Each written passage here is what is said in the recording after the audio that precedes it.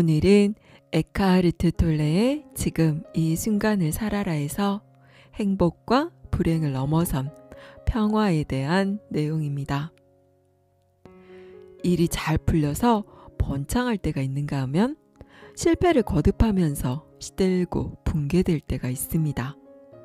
새로운 것이 생기고 변화될 여지를 만들기 위해서는 옛것을 떠나보내야 합니다.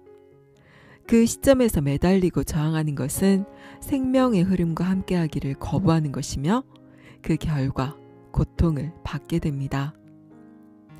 상승 주기가 좋고 하강 주기가 나쁘다는 것은 마음이 하는 판단일 뿐입니다. 대개는 성장을 긍정적이라고 생각하지만 어느 것도 영원히 성장할 수는 없습니다.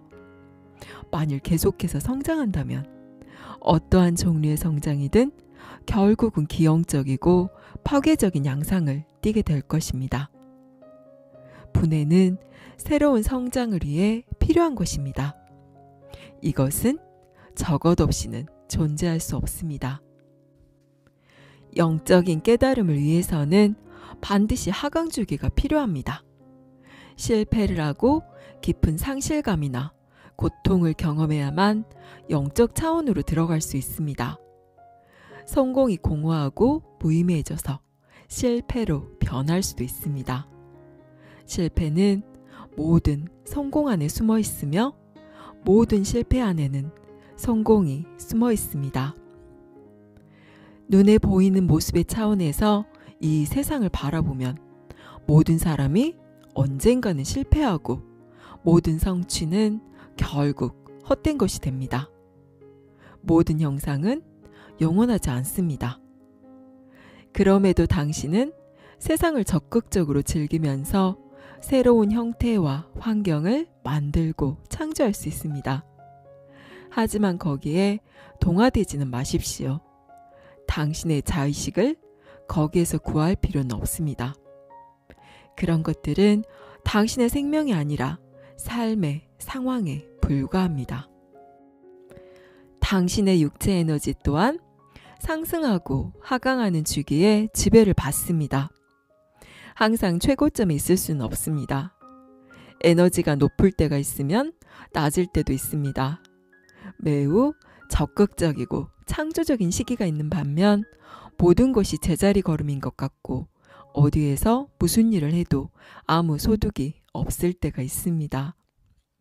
그런 주기는 몇 시간에서 몇 년까지 지속될 수도 있습니다. 큰 주기가 있고 그 주기 안에 작은 주기가 있습니다. 질병은 침체된 에너지 주기에 저항해서 싸울 때 생기는 경우가 많습니다. 그러나 재생산을 위해서는 침체기가 저을 때 필요합니다. 마음과 동화되어 있는 한 당신은 불가피하게도 성공과 같은 외부 요인으로부터 자존심과 정체성을 찾으려는 경향을 보일 것입니다.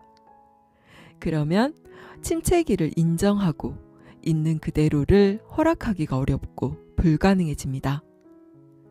그래서 당신을 구성하는 조직의 지성이 자기 방어 수단으로 당신을 멈추게 해 재생산을 할 수 있는 기회를 주기 위해 질병을 만드는 것입니다. 우주의 주기는 만물의 무상함과 밀접한 관련이 있습니다. 붓다는 그 점을 강조해서 가르쳤습니다. 모든 조건은 매우 불안정하며 언제나 유동적이다. 무상함이란 인생에서 만나는 모든 조건과 모든 상황의 특징이다. 모든 것은 언젠가는 변하고 사라진다. 예수 또한 이 세상의 무상함에 대해 가르쳤습니다. 재물을 지상에 쌓아두지 말라.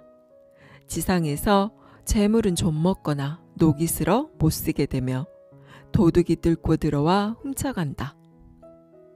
마음이 인간관계나 재산, 사회적 지위, 장소, 육체적인 몸을 좋다고 판단하는 한 마음은 거기에 애착을 갖고 그것과 동화됩니다. 그러면 당신은 행복을 느끼고 자신에 대해 만족하고 그것이 당신의 일부이며 당신이라고 생각합니다. 그러나 젖 먹고 녹이 쓰는 차원에서는 그 무엇도 용속하는 것이 없습니다. 언젠가는 끝나거나 변하거나 완전히 뒤바뀔 수 있습니다. 예전에는 좋았던 조건이 갑자기 또는 서서히 나쁘게 바뀝니다. 같은 조건이 당신을 행복하게 했다가 나중에는 불행하게 만듭니다. 오늘의 부자가 내일은 빈 털터리가 됩니다. 행복한 결혼과 달콤한 신혼이 불행한 이혼이나 불행한 동거가 됩니다. 조건 자체가 아예 사라져서 그 부재가 당신을 불행하게 만들기도 합니다. 마음이 애착을 가지고 동화되었던 조건이나 상황이 변하거나 사라지면 마음은 그것을 받아들일 수 없습니다. 마음은 사라진 조건에 매달리고 변화에 저항합니다. 마치 사지가 몸에서 잘려나간 것처럼 느끼는 것입니다. 우리는 때로 돈을 모두 잃어버리거나 명예가 땅에 떨어져서 자살하는 사람의 이야기를 듣습니다.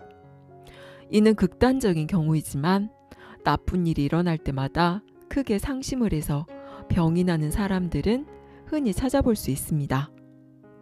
그들은 생명과 생명이 처한 상황을 구별하지 못하는 것입니다. 나는 최근 80대에 죽은 유명한 여배우 이야기를 읽었습니다. 그녀는 자신의 아름다움이 시들기 시작하자 비관을 했고 점점 절망하다가 은둔자가 되었습니다. 그녀는 외모라는 조건을 자신과 동일시했던 것입니다. 그 조건은 처음에 그녀에게 행복한 자의식을, 후에는 불행한 자의식을 주었습니다.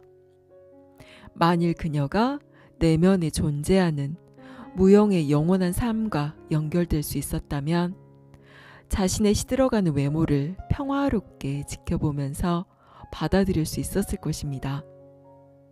더 나아가서는 나이를 초월한 그녀의 진정한 본질이 투명하게 드러나면서 외모 또한 점점 더 빛을 발할 수도 있었을 것입니다.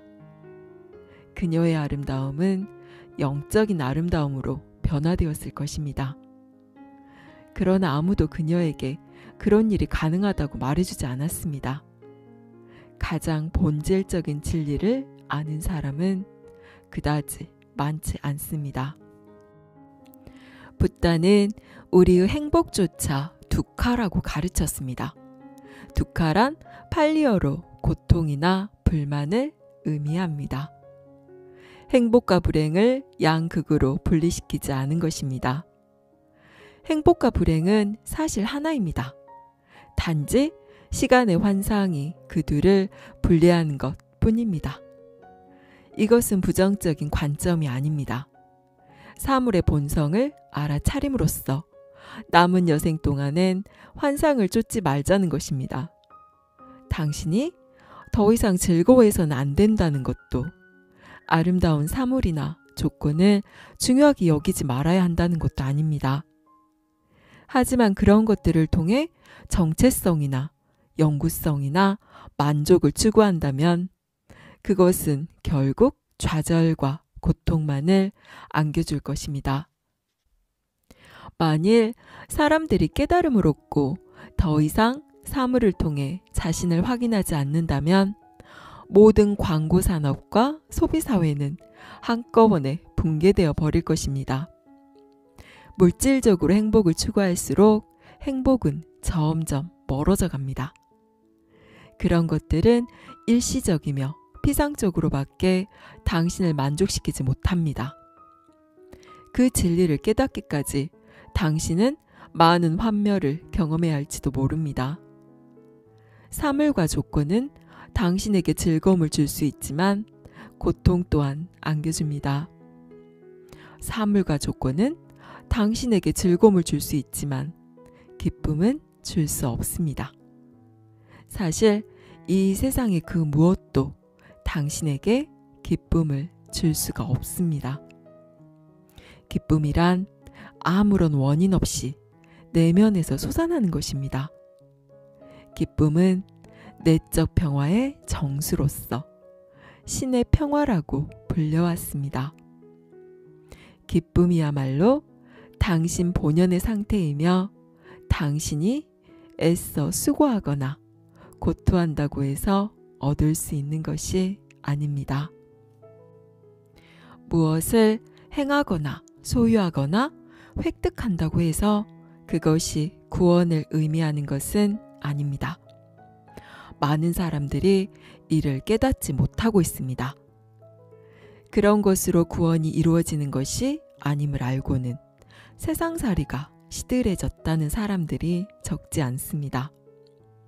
그 무엇도 진정한 성취감을 안겨줄 수 없다면 무엇을 위해 힘겹게 살아가야 한단 말입니까? 어디에다 초점을 맞추어야 할까요? 다음과 같은 말을 남긴 구약 성서의 예언자 또한 그런 깨달음에 이르렀음에 틀림없습니다. 하늘 아래 벌어지는 일을 살펴보니 모두가 헛되다. 바람을 잡으려고 하는 것처럼 헛되다. 이 지점에 도달한 사람은 절망에서부터 한 발짝 떨어져 있게 됩니다. 하지만 깨달음에서도 역시 한 발짝 떨어져 있는 것입니다. 언젠가 한 스님이 나에게 이렇게 말한 적이 있습니다. 승려가 되고 나서 20년 동안 배운 것을 한마디로 요약하자면 이렇소. 생겨나는 모든 것은 사라진다. 내가 아는 것은 그뿐이요. 그가 말한 의미는 물론 이런 뜻일 겁니다. 나는 있는 그대로의 어떠한 저항도 하지 않는 법을 배웠다. 나는 현재의 순간에 머무는 법을 배웠고 모든 사물과 조건의 무상함을 받아들이는 법을 배웠다. 그리하여 마침내 평화를 찾았다. 삶에 저항하지 않는 것은 은총과 평화와 빛 속에 존재하는 것입니다. 그러면 더 이상 좋은 것도 나쁜 것도 없게 됩니다. 그런 것에 의존하지 않게 됩니다. 역설로 들릴 수도 있겠지만 눈에 보이는 형상에 의존하는 마음이 사라지면 현실적인 삶의 조건도 외형적인 살림살이도 전반적으로 크게 향상되는 경향이 있습니다. 행복을 위해서 필요하다고 생각했던 사물이나 사람, 조건 등이 아무런 수고나 노력을 하지 않아도 당신에게 다가올 것이고 그것이 지속되는 동안엔 자유롭게 즐기고 감사하게 될 것입니다. 물론 그 모든 것들은 사라질 것입니다. 왔다가 가버릴 것입니다. 하지만 거기에 의존하지 않으면 상실에 대한 두려움도 더 이상 설 자리가 없게 됩니다. 삶이 편해지고 순조로워지는 것입니다. 2차적인 원인에 근거한 행복은 결코 깊지 않습니다. 당신이 아무런 저항 없는 상태 속으로 들어감에 따라 내면에서 선명하게 느끼는 평화와 존재의 기쁨에 비하면 희미한 그림자에 지나지 않습니다. 존재는 당신을 마음의 양극 너머로 데려가서 눈에 보이는 형상에 의존하는 당신을 자유롭게 해방시켜줍니다. 주위의 모든 것이 붕괴되고 무너진다 해도 당신은 깊은 내면의 평화를 느낄 것입니다. 행복하지는 않을지라도 당신은 여전히 평화로울 것입니다. 여기까지 에크하르트 톨레의 지금 이 순간을 살아라였습니다. 계속 위로 오르기만을 바라나요? 고통 없는 행복을 바라나요? 당신의 이 바람은 절대로 이루어질 수가 없습니다. 우리가 사는 세상은 위아래로 끊임없이 오르락 내리락 하는 파동으로 이루어져 있기 때문입니다. 위로 올라간다는 것은 어느 시점에서는 내려와야 한다는 것을 의미하고, 무언가로 채운다는 것은 비워야 할 때가 반드시 온다는 뜻입니다. 지구상의 모든 존재도 마찬가지입니다. 생성한 것은 반드시 소멸하게 되어 있으며, 성장을 멈추지 않고 영원히 자라는 것은 없습니다. 만일 그러한 것이 있다면 그것은 우리 몸의 암세포처럼 기형적인 형태를 띠어 결국은 자신과 그 숙주까지 파괴하게 됩니다.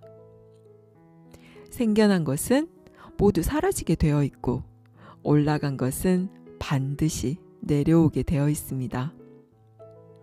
생겨남과 상승은 좋은 거고, 소멸과 하강은 나쁜 것이라는 것은 그 또한 마음이 만들어낸 관념일 뿐입니다.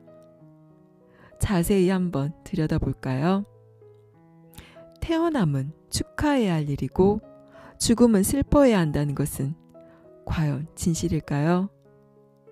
하강 주기를 겪고 있는 당신이 불행해야 한다는 것은 과연 진실일까요?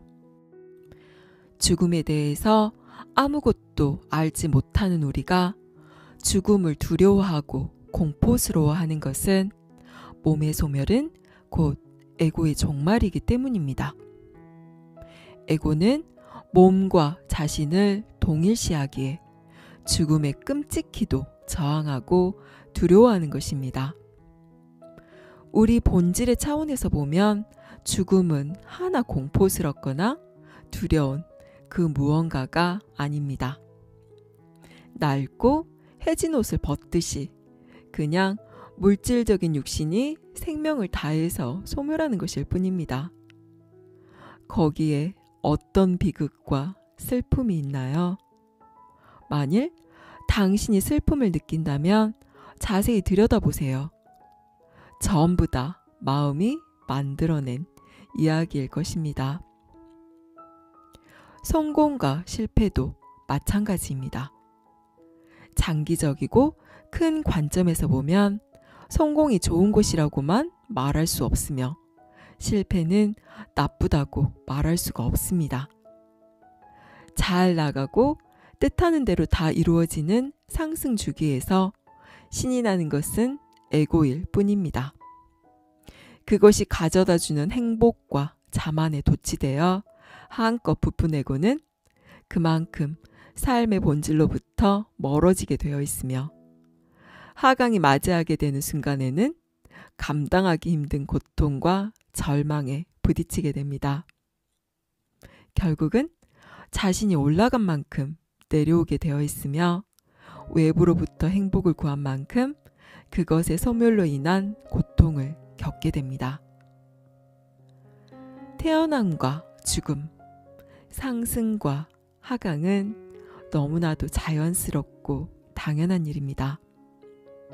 큰 그림에서 보면 바다에서 파도가 일어났다 사라지는 것만큼이나 아름답고 이상하거나 특별할 게 없는 그저 그러한 일인 것입니다. 거기에 이런저런 온갖 이야기를 지어내고 울고 웃는 것은 우리의 마음일 뿐입니다. 당신 외부의 것들에서 행복을 추구하지 마세요. 삶에서 일어나는 모든 일들을 좋다, 싫다, 옳다, 그르다 판단하거나 분별하지 말고 있는 그대로 받아들이세요. 삶은 그냥 이대로일 뿐입니다. 감사합니다. 사랑합니다.